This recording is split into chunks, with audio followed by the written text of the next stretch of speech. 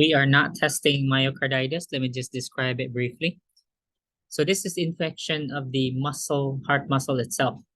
All it is, if you read it really, it results in heart failure. Because what more damage, what more results from damage to the heart muscle itself will do except heart failure, correct? So that's basically it. Let's go to pericarditis now. Now, there are 4 causes, generally speaking, when we talk about pericarditis. So this is inflammation of the pericardium. This is now the sac surrounding the heart.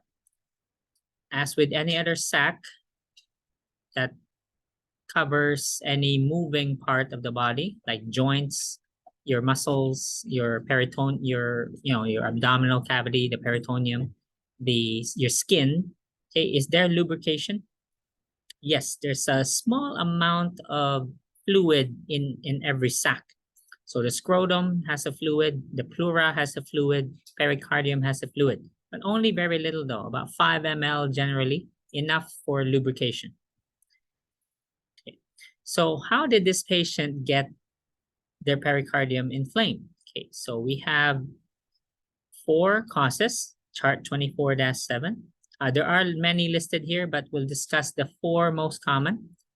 Number 1 is infection. So it can be caused by bacteria, fungi, or viral causes. The next is autoimmune disorder. Lupus causes pericarditis. So infectious, second, lupus, which is the systemic connective tissue disorder.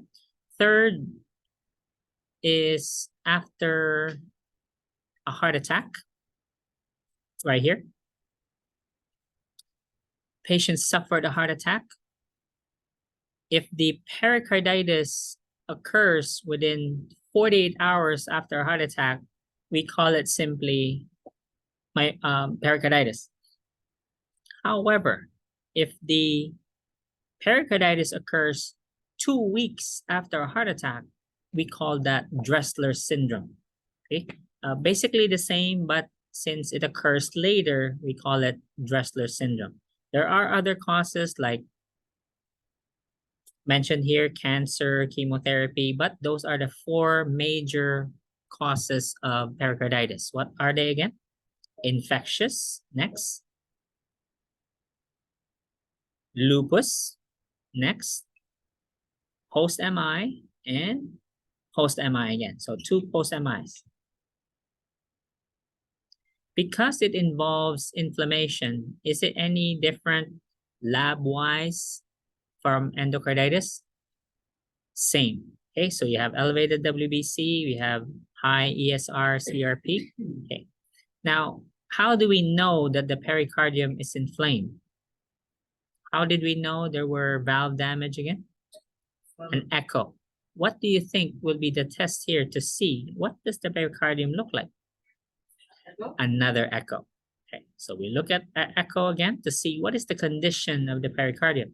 This will also show what, if any, increase in the fluid there is within the pericardium, because you know how when inflammation occurs, right?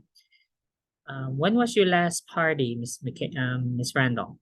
No, like you really partied, out in a club, had a hard time. Oh, okay, very specific. Okay.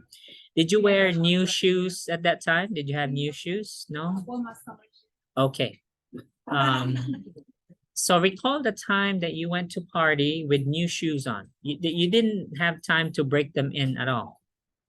No, you just hurried, grabbed them, at the store downtown, and then wore them to the party, right? Okay, so what happened after the dancing with new shoes on? What did you have?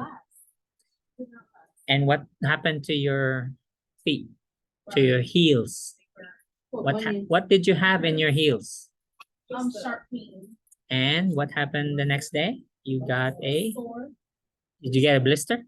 Okay, so same thing here. So remember the heart, can the heart stop beating? It can't. Does it have a choice to stop beating because the sac around it is inflamed? no more than Michaela could not stop dancing, right? So even if her feet were burning while dancing, did that stop her? No, it's a party. Okay, I gotta go dance. So same thing, the heart kept pumping, kept rubbing against the inflamed pericardium despite the pain. So therefore, just like what happened to her heel, what will happen, what will form within that sac? Blister. So what happens to the fluid amount that was around it? It will increase. Okay, can that be a problem? Yes. Yes, because remember, the heart shares the same thoracic cavity as the two lungs. The heart is here, it occupies a definite space. There's a right and a left lung around it. So therefore, can it expand further than the mediastinum? No. So therefore, if you add fluid around the sac in the space that it's occupying, will it still have the same room? Can that decrease venous return? Can that decrease cardiac output? Okay, so these are the, I'm going ahead a little bit on the complications that may result from this condition. But let's go to we already talked about the diagnostic tests.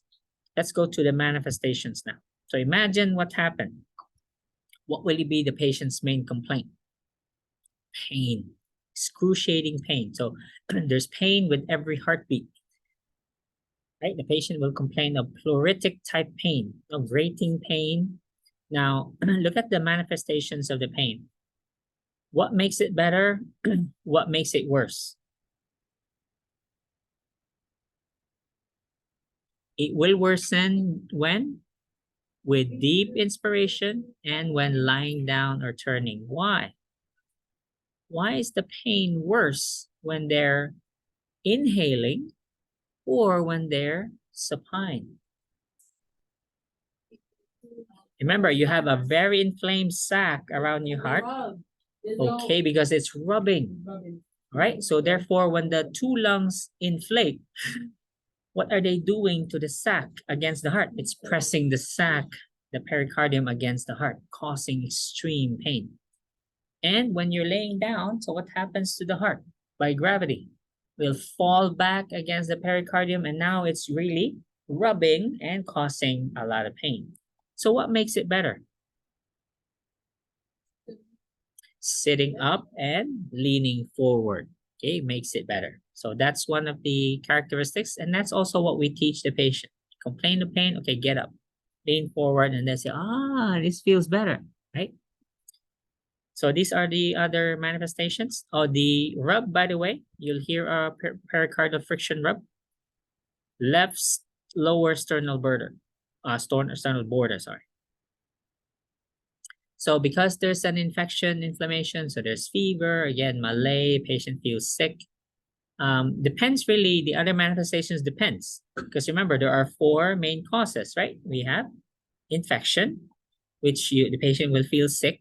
Then second, lupus. So therefore, the patient may have symptoms of lupus. So it'll be worse if you ask me. If it's a lupus cause, then who knows people with lupus here?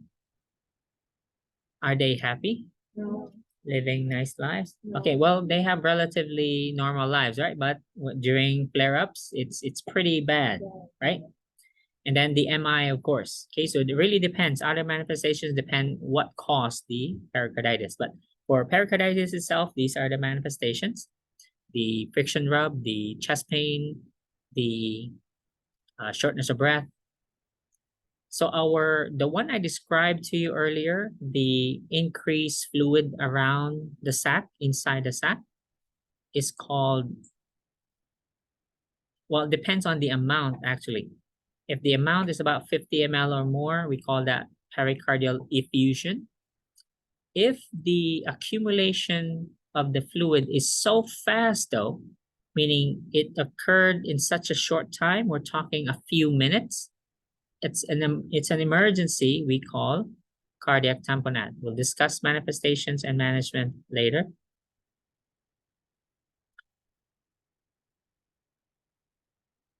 Let's go to management now. How can you help the patient? What will the patient require? Their priority is what? Pain, they're in pain. So what can you do with the pain besides the positioning? Okay, you tell them, okay, lean forward, Sit up straight, lean forward. What else can you give them? NSAIDs, okay, because this is inflammatory in nature, NSAIDs will work very well. In other cases, the patient will be placed on colchicine, this one. This is a drug we use for gout. Somehow it helps the patient with chest pain from pericarditis. Others are, if the patient has lupus, then we will give them steroids. If it's infectious, is it wise to give them steroids? No. Okay, so only if the cause is lupus, then they'll benefit from steroids. But everybody, regardless of cause, can they benefit from NSAIDs? Yes. So aspirin, indomethacin, ibuprofen. All right. So remember the pericardial effusion I talked about earlier, or cardiac tamponade? All right. So this is the procedure. Pericardiocentesis is the insertion of a 8-inch long, about 14, 16 gauge needle into the pericardium. Now, how did we do that? Insert that here. Okay. Can we go blindly? Can the doctor just estimate? Yeah, we're about there. Okay, we need ultrasound or fluoroscopy. So either fluoroscopy, like X-ray guided, or ultrasound guided. So they go at the bedside. Now this is in the heart, my dear. So a vein finder will only show veins. No, I said like one though, like, cause you Uh-uh. it won't show you like that. You know, you like a, Fluoroscopy, you need X-ray. IUD or something, and they put yeah. Okay, so that's that's a invasive procedure. So the purpose of the procedure is, of course, to insert the needle and then drain the fluid out of the pericardium.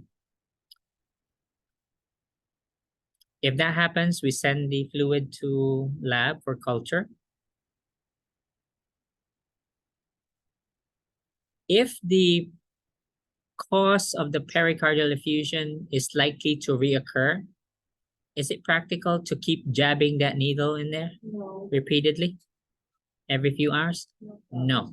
So if the cause, according to their testing, is likely to recur, they'll cut out a window,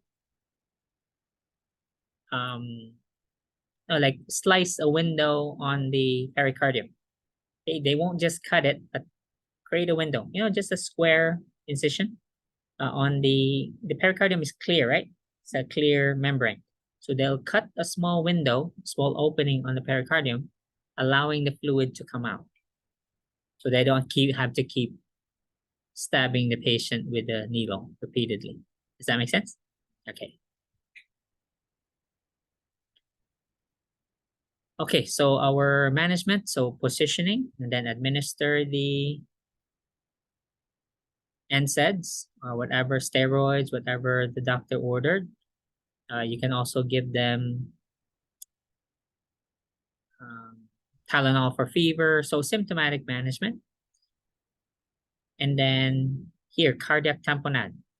Now, we're referred to chapter 25, so we'll have to go to chapter 25 for the cardiac tamponade. Okay, so remind me to come back to 789.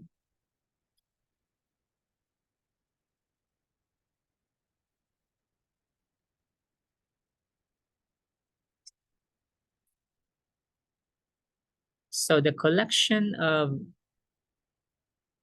symptoms for cardiac tamponade is called Beck triad, I think. Yes, okay, here.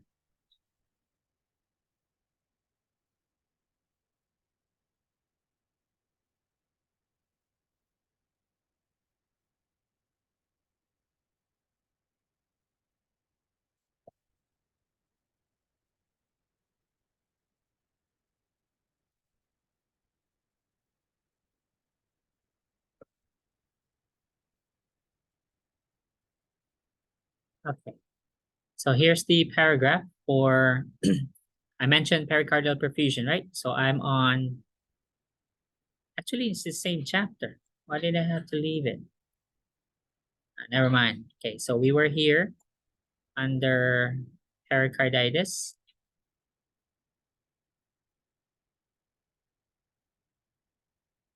And this is how to assess for the pericardial friction rub. So here's the management for the pain. Okay, again, positioning and the medications mentioned earlier. It says steroids. Okay, so here we are with complications. So I mentioned the pericardial effusion. How this handled again? What procedure do they use? Pericardiocentesis. Okay, so here's the cardiac tamponade. Now, the three symptoms of Beck triad are hypotension, muffled heart sounds, and distended neck veins, jugular vein distension. Now, why would these three appear? Let me describe cardiac tamponade. So imagine pericardial effusion, but it develops within minutes. So this is the heart. Okay, so let's say this is the heart, and there's a sac around it. So this is the sac, this is the pericardium. The heart is in there. And this sac is filled with so much water. Not just water, could be blood, could be serous fluid, but it fills up so much, so fast within a few minutes. What will happen? Why is there hypotension?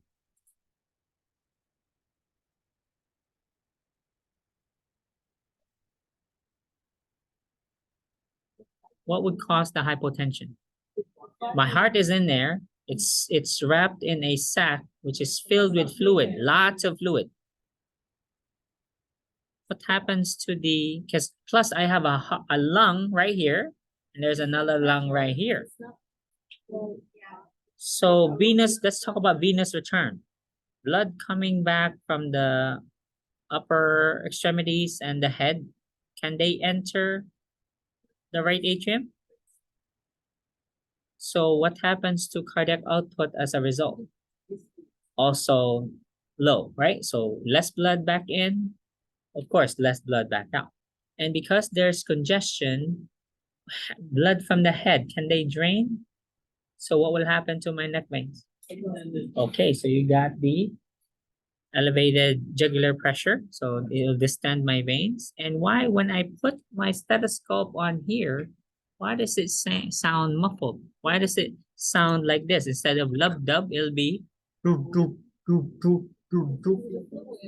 There's so much fluid that the sound appear far or muffled.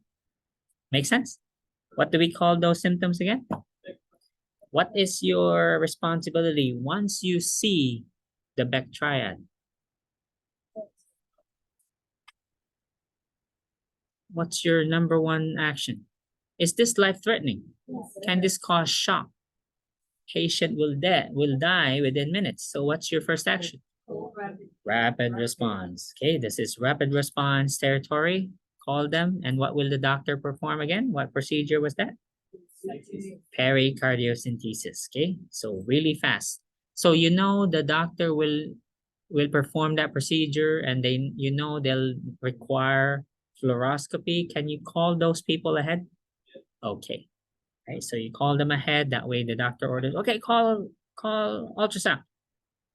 Ahead of you, doctor, they're coming. Call fluoroscopy.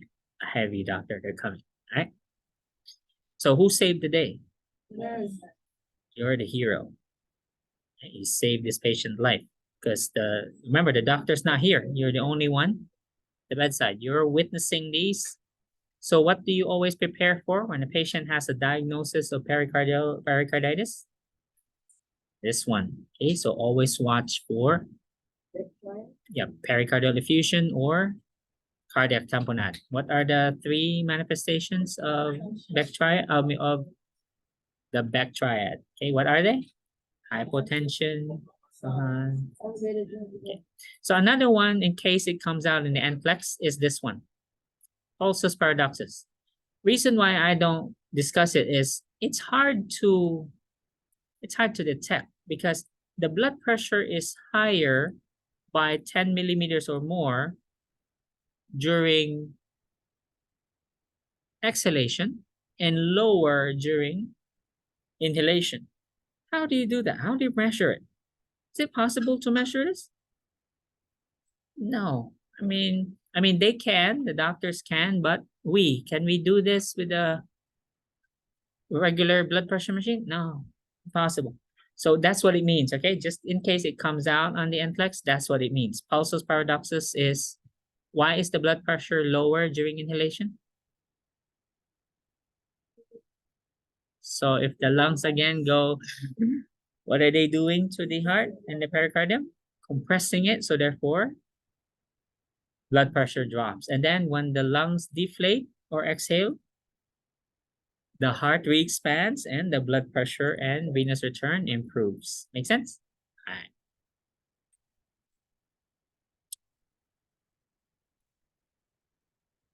That's it for pericarditis.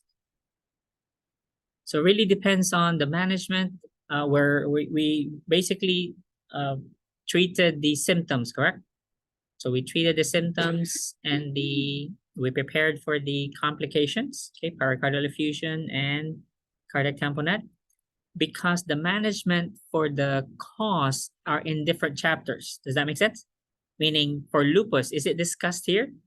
No, it'll be in the lupus chapter. Heart attack, will it be discussed here? Okay, you see what I mean? But of course, we already talked about if it's infectious, so let's say caused by a bacterium. So what's the additional treatment? Antibiotics. What if it's caused by a virus? Okay. Okay, you know what to do. Okay, so I've got less than an hour. I don't think I'll finish the kidneys because they're long. Let me start with the seizures instead. Okay, so that's short.